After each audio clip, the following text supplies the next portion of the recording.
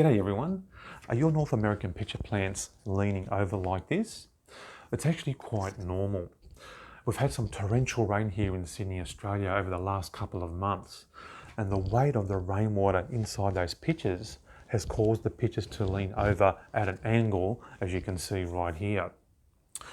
Sometimes your pitchers may snap because of wind damage, or at other times your plant, the pitchers themselves just tend to get old over time, causing them to lean over by the wayside. Whatever the reason for leaning pitchers, it doesn't look good for your plant. So in this video, I'm going to be discussing tips on how you can deal with those issues, which I've just raised. Not only will I help you to deal with broken or old pitchers, but also help you to prop up those functioning pitchers, the ones that you don't necessarily want to remove. It's all about making your plant look a lot more presentable. My name is Jerry from Venus Flytraps.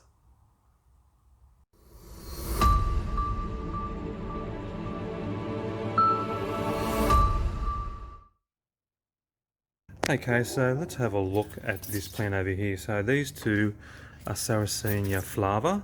So Sarracenia flava typically produce their biggest pitchers in spring, and we're well and truly into autumn here. So these ones that were produced early in spring are getting quite old.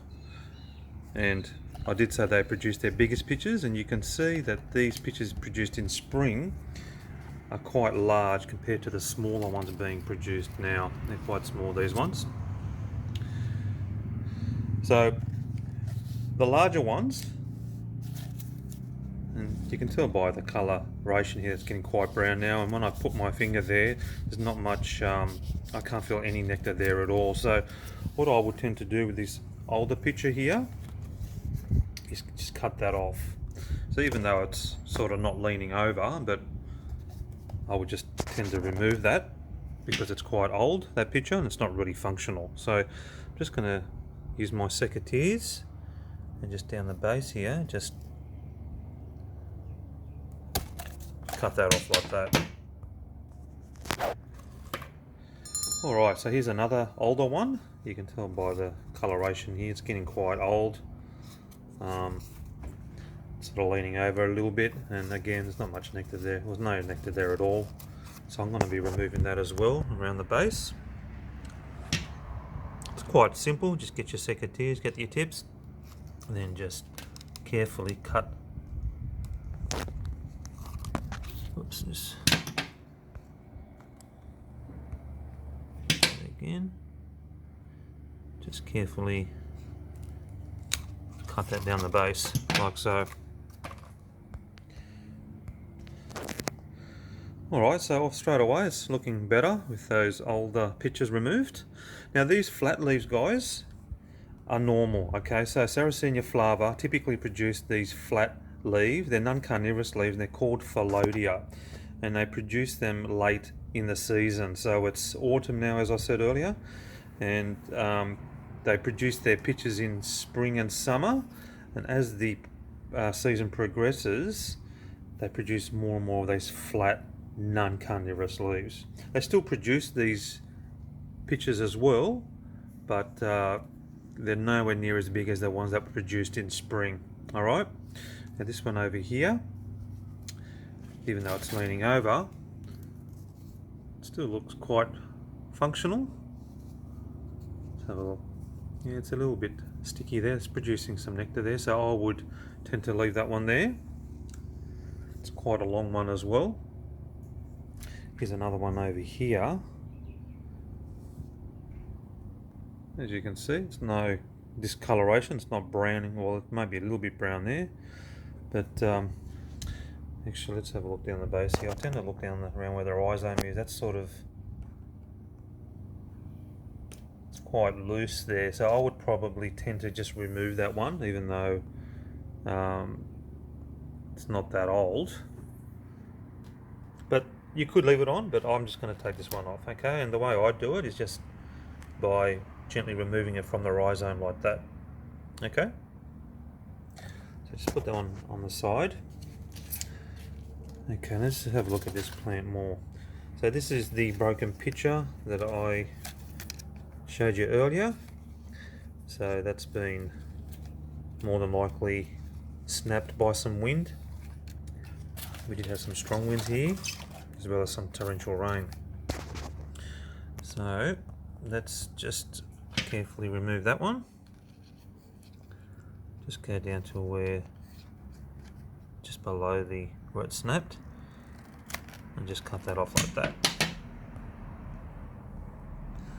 Alright, so that's been removed. So they're the ones that I've removed so far, and it's already starting to look more presentable. Don't know what happened to this picture, but I might just leave that on there, doesn't really matter. Okay, so you get these older parts of pictures. So I've removed that, I've cut that earlier in the season, and just that bottom bit has just browned off. And what I tend to do with them is just pull them off by hand. They should come out pretty easily. Let's try this. There we go. See how they're neatly removed from the base of the rhizome there. Okay, here's another bit of old growth, old picture. I'm just going to remove that by hand. That one as well. Okay, here's another one up here. Just like so. Alright, so now let's have a look at it. You can see that a lot of the older pictures there have been removed, as well as the old growth. You've got some leaning pictures here. Now, I've got a bit of this leaf may not look so presentable, but there's a good reason for that. That's because this plant was sitting in my backyard pond over there, and a lot of those pictures have leaned over due to that torrential rain we had, and as a result it sort of interfered with the growth of this leaf over here, this Phyllodia. So I'm just going to leave that on there. Okay, let's have a look over here. Here's a older picture as well. So you can sort of remove it, just that old growth, but I'm just going to remove that whole picture. But you could sort of cut it just underneath if you wanted to, okay? It's totally up to you. But the way that picture looks, it doesn't look very functional. So as I said, if I put my finger, there's no nectar there at all. Okay. So the nectar, if there's nectar there, it will feel sticky, indicating that, hey, it's sort of still functional, it's attracting insects. Okay, now I'm gonna just remove that bit. And this is the older picture there. So let's just remove that. Okay, that's removed. Alright, so that's looking better. Minus the fact that those pictures are leaning over, right? And I've got one over here that's still looking alright. So the reason why I tend to sort of leave, not so quick to cut these pictures off, is because they're still functional, okay? So if they can still capture insects and allow the leaf to digest those insects, and it's going to be really good for your plant. So I don't just look at it as leaves, it's actually a mouth and a stomach for the plant, okay? So just sort of don't be quick to remove those leaves, just assess how functional those leaves are before actually removing them, okay? Alright, so there's that one there, and I'm going to deal with those leaning pictures later, and I'm just going to show you what I made to help to prop those pictures up, okay? Okay, so here's another Sarracenia flava. You can clearly see the pictures there bent over on the bottom there. Really doesn't make the plant look good at all. And again, because it's a Sarracenia flava, the biggest pictures were produced in early spring. And judging by how big this picture is compared to the other ones, you can see that that's the older one there, and you can tell not only by the size, but there's spiders in there. The picture itself doesn't look that good, looks sort of discoloured there, like it's browning off. And so what I'm going to do with this one is I'm just going to remove it around the base with these secateurs. So just go in there now. using the tips of my blades. Let's have a look. There we go. There we go. There's that one. Now you can see this one over here. Of course, that's even though it's still green, it has broken there, and it's still together. It hasn't completely broken, but I would tend to just cut that off. So probably the weight of the water sort of caused that picture to fall right over to the side, causing that to bend. I'm just going to cut that off. This one over here, this is an older picture as well. I'm going to, is any nectar there? Ah, there's no nectar there. So I'm just going to remove that one down the base as well.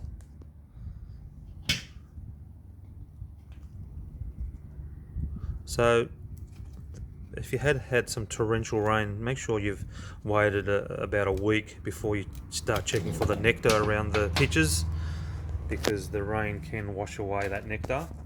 So to get an accurate reading of how functional those pitches are, just wait around about a week of no rain, and then check those pitches out to see how functional they are. If it's quite sticky around the mouth of the pitches, then you know there's nectar there, okay? So this one here is clearly the original picture that was produced in early spring. Look how that's browning off and how it's leaning over. So I'm just going to remove that as well. Just using the secateurs, the tips, carefully just remove it. So that's been removed. Okay, so let's see how that looks. Okay. There's a picture there, it's not a perfect picture, but I'm still going to leave that on there anyway. Okay, now this leaf over here, this pitch over here still looks alright. There's a little bit, it's a bit sticky there, so yeah, I'm just going to leave that on there. So that plant there is pretty much ready to be tidied up. Now, also guys, I'm going to point this out as well. Down the base here, you can see this sort of growth over here. It's some sort of mold, okay? And it sort of grows on the top of the peat moss. And what it can do, it just not only doesn't look very good, doesn't look presentable, but it actually can overgrow some low-lying plants like sundews, like this one over here. Oh, I think that's a sundew, it might be I think it is. So any low-lying plants, that mold there can sort of smother them. Okay, so it's a good idea to sort of remove, well, not to remove, it's the way to remove it. The way I do it is because it's been a lot of rain, okay, so, and that's the reason why this mold has grown. Now to get around that,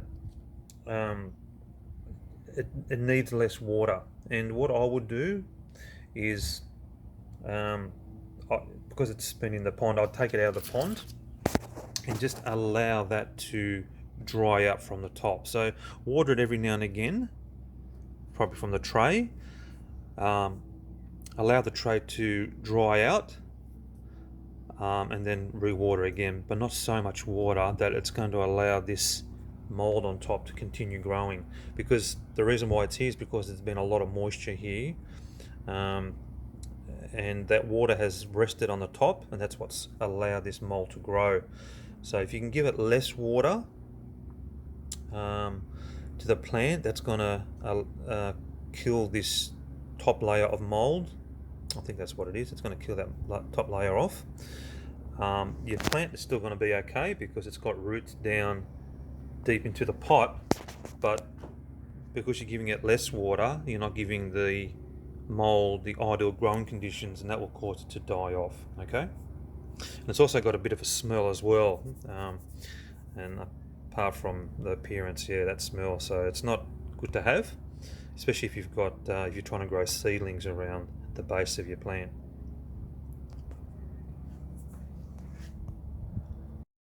Okay, so here are the wooden supports. I've basically used 2 sections of bamboo skewers to create these supports. That top thinner section is a normal bamboo skewer that you use for your barbecue. I sourced them from my kitchen. They're about 30 centimeters across, and there at the base are the thicker sections of bamboo with the pointed end. Just helps to insert it at the base of the plant there. I've sourced these thicker sections of bamboo at a local nursery, and this is the original label here. It's saying bamboo flower sticks, it says. Well, it's said that before. So they're basically used to prop up the orchid flowers. So that's where I got these thicker sections from. So this one here, these sections are around about 50 centimeters long. But of course you can use any lengths you need just to make your plant look more presentable. The way I've connected these sections of bamboo is I've basically drilled a hole through that top section of bamboo with a drill, and I've just inserted that thinner section by hand until it slid to the middle of that top layer. I didn't have to use any glue for this one over here because it was quite snug, but in this instance I've had to use some Gorilla Glue just to keep it in place because the hole that I drilled was a little bit too large for that thinner section of bamboo. What's important is I've also broken the ends of the bamboo skewers here. That just helps to prevent those pitches from sliding off. And what's also important as well is that you'll notice how that top section has been angled inwards. That just also helps to support those pitches without them sliding off, okay? And I've also done that as well over here. So it's sitting there like that, and it's angled inwards. Okay, so where those leaning pitches are, I'm just going to insert the support. When you're putting it in, just make sure that it's near the edge of the pot where you do minimal root damage. Once it's in place, just put your pitches on top, like that. Now I'm going to do it on the other side, where the other leaning pitches are. Put it inside. Have you noticed here that the end bits are facing inwards and not out? That's also going to help prevent those pitches from sliding off, okay? Just put that in place, put those pitches on top, and there you have it, a more presentable plant. Okay, so here's another picture that's leaning over. So of course I'm going to put the support around where the picture is leaning over, insert it into the side of the pot where you do minimal damage to the roots, and you just position your picture on top of that support.